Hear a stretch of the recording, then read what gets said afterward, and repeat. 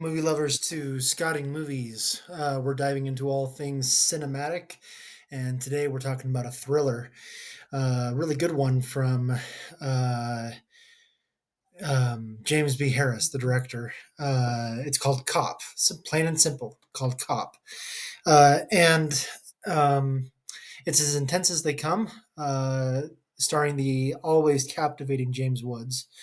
If you're into detective stories that get under your skin and don't let you go, Cop is a really good one for you. It's all about obsession, morality, the blurred line between justice and self destruction. It hooks you in from the very beginning, doesn't let you go the rest of the way. So, we're going to be talking about Cop today. Just as a synopsis, let me kind of set the scene here. It follows Sergeant Lloyd Hopkins, played by James Woods, who's a brilliant but morally compromised detective. After discovering a gruesome murder, he quickly suspects that there's a serial killer on the loose. The deeper he digs, the more he realizes that this case is anything but straightforward, dealing with the past and a group of high school friends that might have something to do with a murder, or at least one of them. With each step closer to the truth, his obsession really starts to grow at him. Putting his career, his relationships, his marriage, his relationship with his daughter, all online. It's dark, intense, and filled with raw, unpolished energy. Makes for a detective thriller that's really good. So obviously, I've already kind of told you that I like this movie. There's a lot of thrillers out there, and we've already talked about a couple of them in this podcast. The first one that I'll reference is The House on Carroll Street, which I just talked about maybe a week ago. A few days ago or so. It's this thriller that sets the stage beautifully. We seem like we're heading for a really good payoff, and then it just crumbles at the end, and it's not nearly as good as the as all of the scene building and suspense building that came before it. Cop is different. It's really procedural from a police perspective.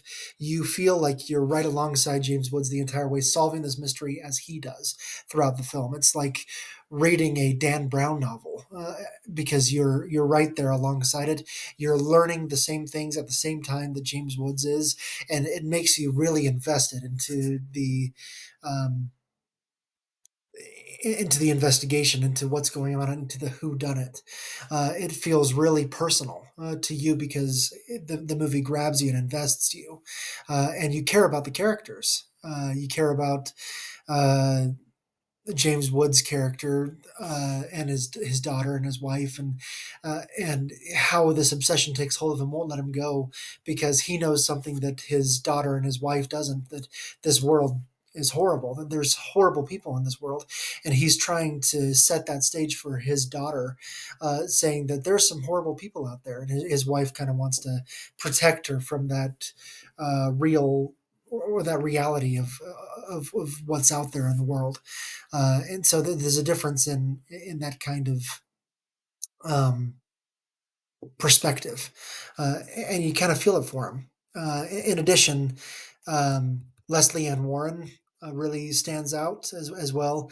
Uh, she is someone that you root for, that you care about, because she has this ability to not just be a personal victim in this case, but she has this ability to also uh, really radiate on the screen, and you care about her, and you care about what's going to happen to her, and so it's really well done.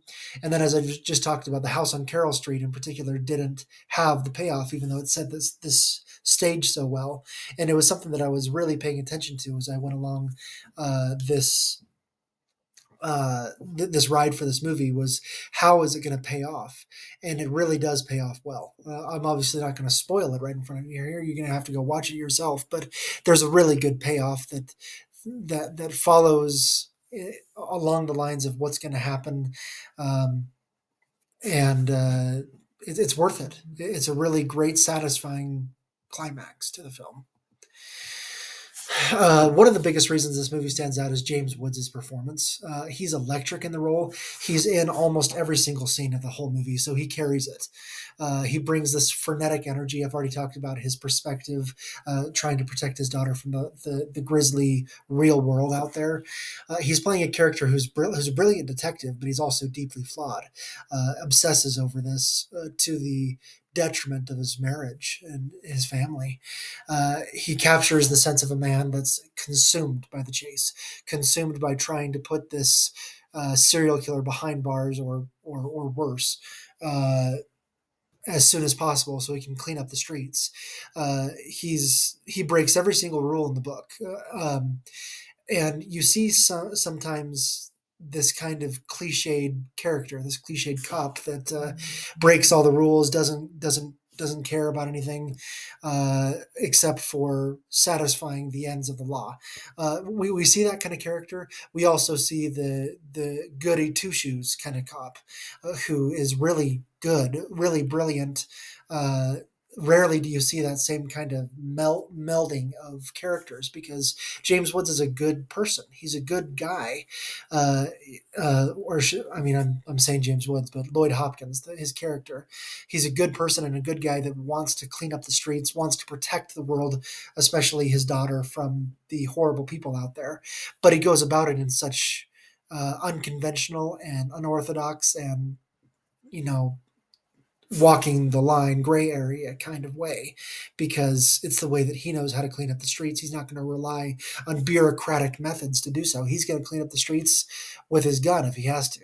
And so it's a flawed performance that some people might not like the way that this cop is going about it because obviously with today's culture of police brutality and things like that. I've talked about that in a film as well recently, and it's uh, it's going to be different as you look about it. And I'll talk about another film coming up here called Colors, which delves into the police brutality a little too much as well. But this movie is really good about the way that it shows this deeply flawed but really good person. Uh, he delivers signature rapid fire monologues, confronting a suspect with that barely contained intensity. He's unforgettable in this role. The suspense is really good. It builds its tension steadily. It keeps you on the edge of your seat as Hopkins gets closer to the truth. And again, I mentioned the payoff. It's really really good on that. Uh, that's not to say that it's without its flaws. You know, it's not a perfect movie. It still includes all of those main police thriller tropes. I mean, there is the scene where the captain says, "Give me your badge and gun" moment. That is pretty much a staple cliche for any kind of police crime thriller. Uh, I I mean, obviously, those cliches come from somewhere, and this is made in 1988, and so one of them. I don't know how new this was. It probably wasn't new that in '88 either. Uh, but it just continues on that trope of "give me your badge and gun," and then the guy operates outside the law and finishes the mission, and then he gets his gun and badge back. It's just a bad cliche. Uh, Also obviously the suspect that's not actually the killer gets confronted uh, and so it has some of those cliches a little too predictable in that way but I also would have liked a little bit more payoff for Hopkins' personal life. I've talked about the disillusion of his marriage, his the relationship with his daughter crumbling because his wife takes her away and leaves him. So near the middle of the film. The movie kind of ends without us delving into the resolution. What happens to his personal life? Maybe that's intentional. Maybe we see that his whole career, his obsession with putting the bad guys away, has overcome him. But I would have liked to see some kind of circling back to his personal life, so, getting his daughter and his wife back, or at least working to do so, because obviously that was a big important part of his life, and so I would have liked to see that kind of closure. Uh, all in all, though, Pulse is a gritty, pulse pounding thriller. It's well worth your time. It's elevated by a powerhouse performance by James Woods, tight direction from James B. Harris, a story that knows exactly how to keep you hooked from beginning to end and deliver a satisfying payoff. As far as a grade goes for Cop, all things considered, I'm giving it an A minus.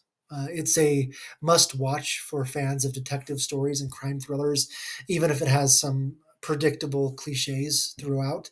It's still one of the better police thrillers that you're going to see because of the way that it builds on its suspense and its story and delivers a very satisfying climax. It's character driven as well, not just things are happening on the screen, but it really means something to the characters involved. So it's going to hit the spot.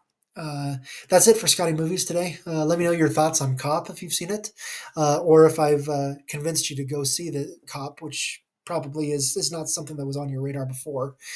Don't forget to like, subscribe, hit that notification bell so you never miss an episode. So you're reminded that I'm uh, I'm putting these out regularly. So until next time, let me know what you want me to review, or if you agree, disagree with anything that I've put out there. Thanks, everyone.